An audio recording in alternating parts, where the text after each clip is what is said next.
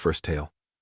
My father called me after 15 years of abandonment, crying and asking to reconcile, and revealed his terminal cancer and his resentment of me. Since he only messaged me a few hours ago, I don't know what to think.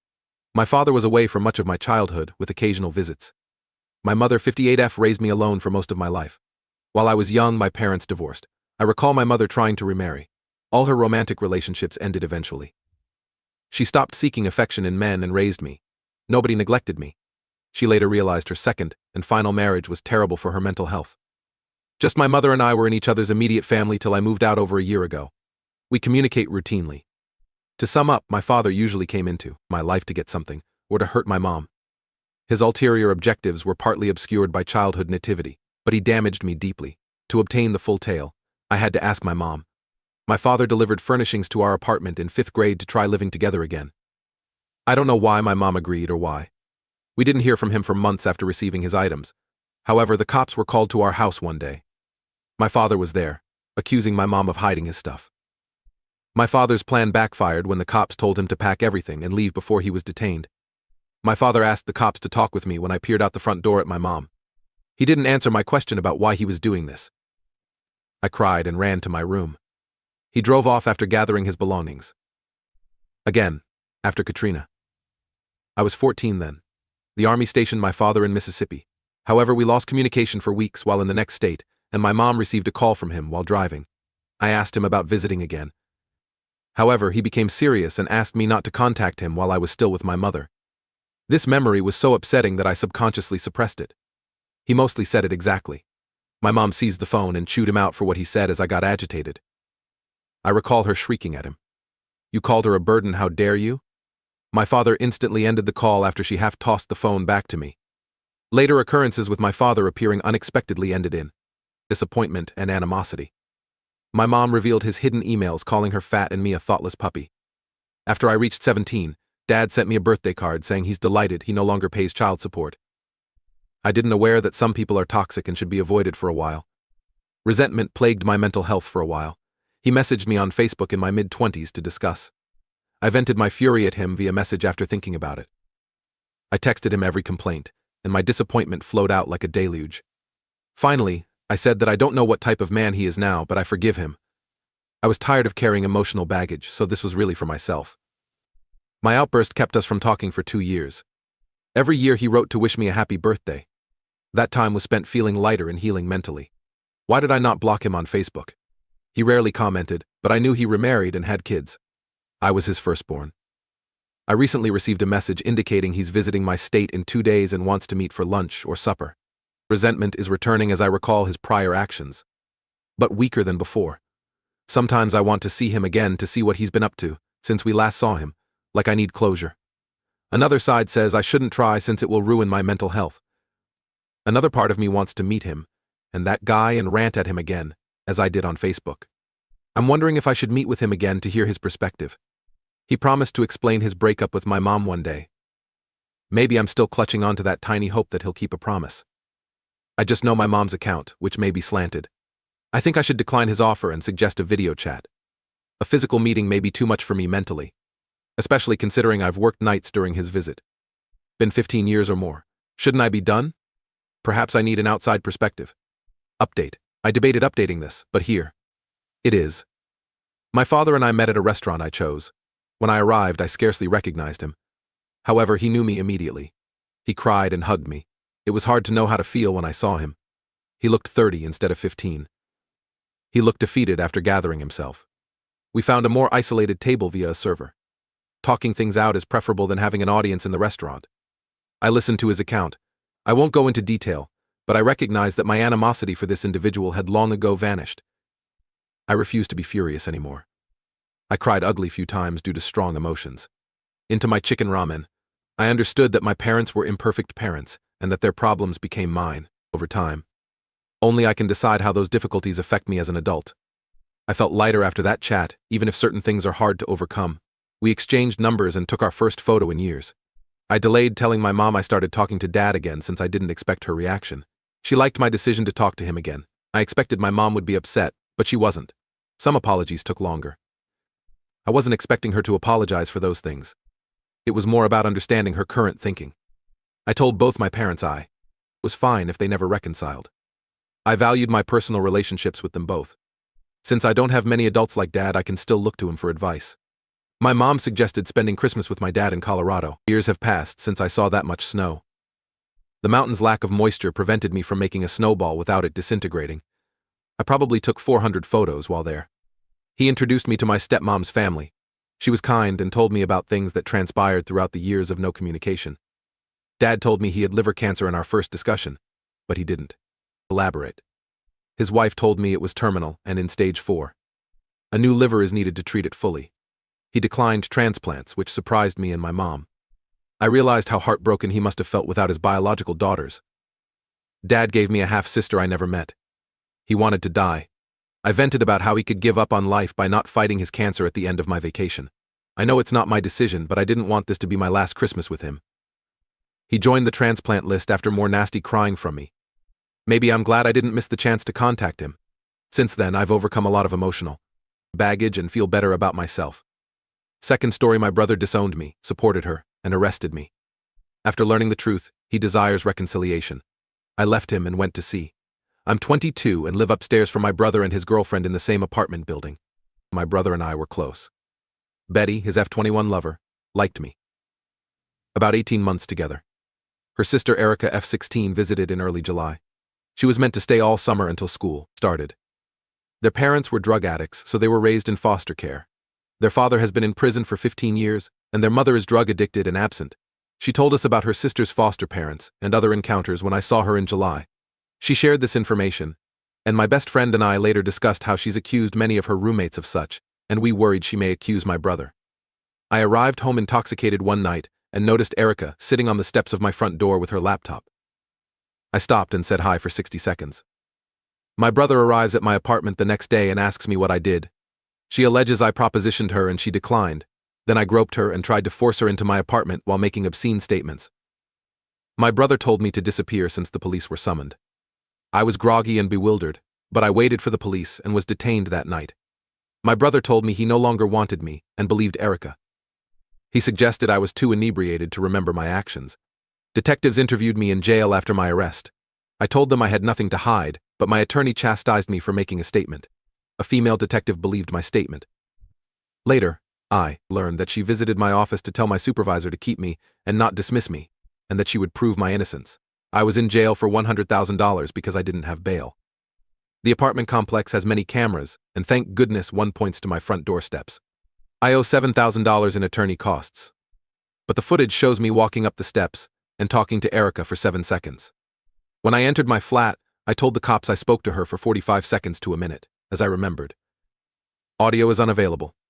According to the video, Erica worked on her laptop for 3 minutes, then climbed up the steps, banged on my door, went halfway down the steps, and worked again for 30 minutes. She spent the night at my brother's flat.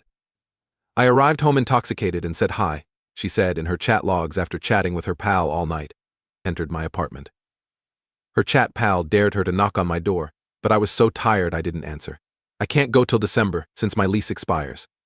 For now, I've been staying with my sister to avoid my brother and his girlfriend.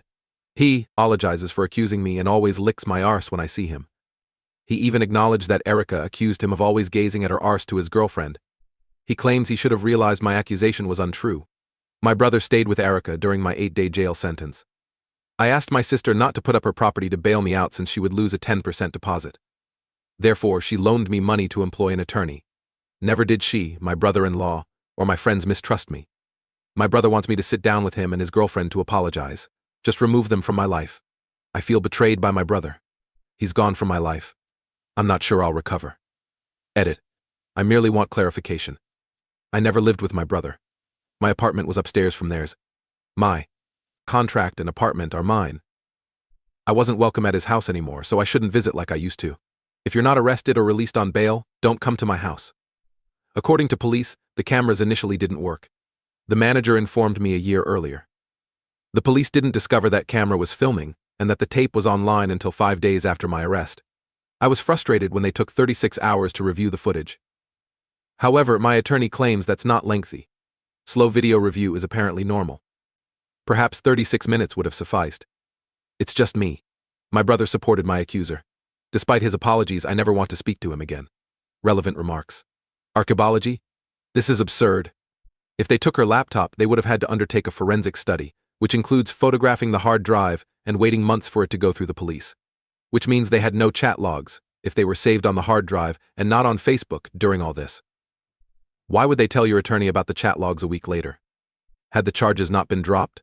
Or were you discharged pending trial? They dropped the charges a week later. After the video aired, I was freed without payment. A month later, they dropped the accusations. I missed my next court appearance. The judge expected the prosecutor to withdraw charges. I wasn't compelled to appear. Attorney told me to have lunch. While he represented me, they didn't have to submit the laptop to a lab for analysis immediately away. I think the state gave Erica a lawyer, but I don't know. Erica's attorney gave police, prosecutors, and forensic experts email and chat passwords. Erica's attorney gave her buddy, the one she communicated with that night, her contact information, and she recanted most of her charges, but not all. Removed. I'm sorry, I don't understand why they arrested you for that. Fewer detain you for 8 days. I'm not calling you a liar or doubting you, but I wonder if your narrative is more than you say. To clarify, her word alone got you arrested and jailed. To add, they didn't check her laptop until Tuesday when they took me to court, and my counsel requested it to get a forensic expert to check it.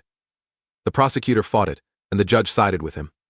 My attorney said the prosecutor recognized in court that police work was poor.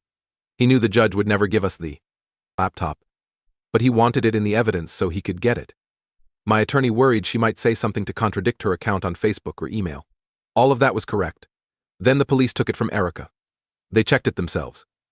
My attorney was informed that they had video and would receive a copy on Thursday. My attorney says they told him about the chat records a week after I was released. Everything moved slowly. Maybe things happened slowly, since it's a small town and the police aren't as experienced as the NYPD or LAPD. The woman showed them her arm and breast bruises.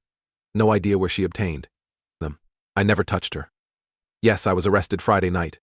Took me to court on Tuesday morning, and on Wednesday afternoon, my attorney stated the cameras work, but the tape would be examined repeatedly, and I wouldn't be released until Thursday night if the video supported my tale.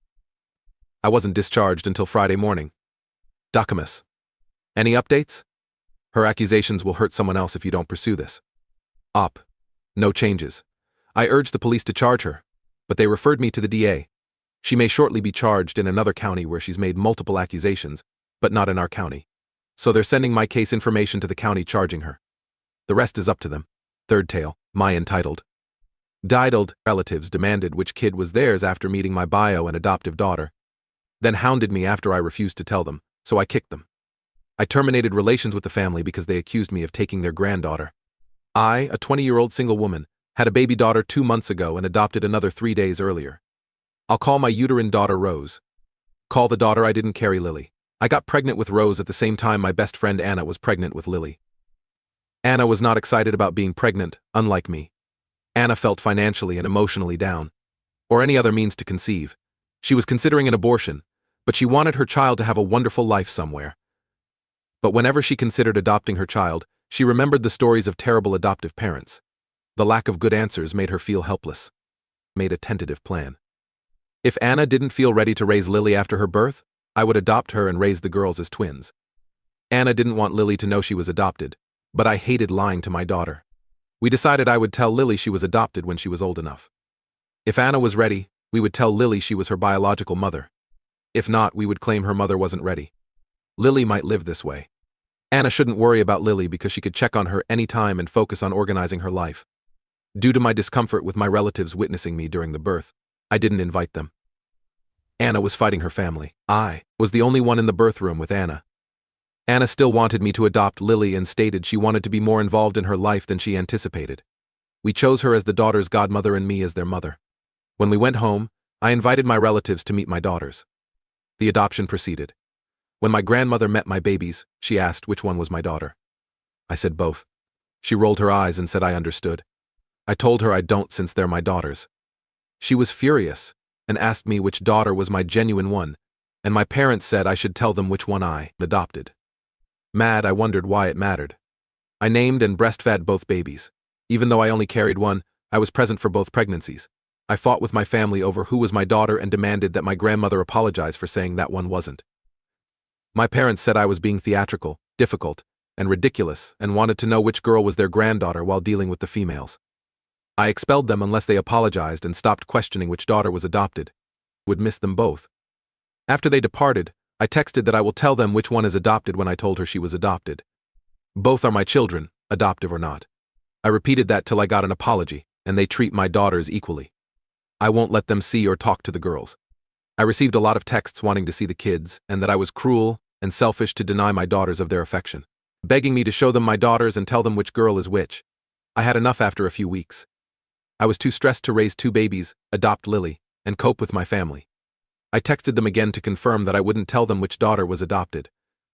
I told them I couldn't take their continual texts and blocked anyone who didn't apologize. Most in my relatives knew I wouldn't stop texting. My brother wrote 2 lines, explaining why I should give our parents and grandparents what they want, since it's not worth the struggle, so I blocked him. I had to block my mom, who texted me that no one would assist me care for the kids, unless I told them about my true daughter. Anna agrees with me that they shouldn't care which one is adopted and wishes my family didn't know one was adopted. Yes, both babies cried yesterday. Lily needed diapers and Rose was starving. I understood my mom was right. I can't be in 2 places or manage both alone. Since I broke down crying and was useless, Anna was able to take care of them both and soothe them. This makes me worry if I'm a bad mother for not letting my girls visit their family and if I chose the wrong hill to die on. P.S. Anna cheered me up. We hugged and ate ice cream and chocolate on the sofa with the babies all night. She urged me to create this post since she loves Reddit. Update. Many thanks for your support. I was surprised by how many people commented. I expected 3 or 4. I read the comments quickly and want to address a few common points. 1. Everyone knows Anna is pregnant and has a biological child. Anna and I appear similar in basic ways. Their brown hair, dark brown eyes, and white skin are similar. I'm darker than Anna. She has fair skin, and I always seem tan. Both of us were pregnant by white men. To me, it's unclear which girl is a bio kid. 2. Anna dated Lily's dad for around 6 months. However, when Anna became pregnant, he told her he didn't want a kid. I got pregnant after being stupid at a party. I've been waiting for Rose's father to respond since he advised me to give him time to ponder. 3. I haven't adopted Lily legally. Anna and I agreed that Lily is my child and stays at my place, but Anna is her legal guardian. We're searching for Lily's father. 4. I guess some folks said I don't know how much effort 2 babies will be. I had no idea what I was getting into. Anna and I expected it would be challenging, but this is unexpected. Anna was the angel. I'm probably only sane because of her. Anna visits practically daily save for the 2 days before I had a mini breakdown and has fallen asleep at my house while caring for the kids after we discovered our mistaken expectations. James, another acquaintance, has also been visiting. He says, I don't know what to do with a baby, therefore he doesn't help with the girls. However, James cooks and cleans. I would be lost without James and Anna, so I am forever grateful. Many of you have said telling Lily when she is old is a horrible idea, and I agree. It was my idea. I didn't consider how that might affect her discovery later. To avoid upsetting my daughter, I'll discuss this with Anna. Glad you watched the video. If you like these tales, we have more. Join our channel, like it, and tell your friends.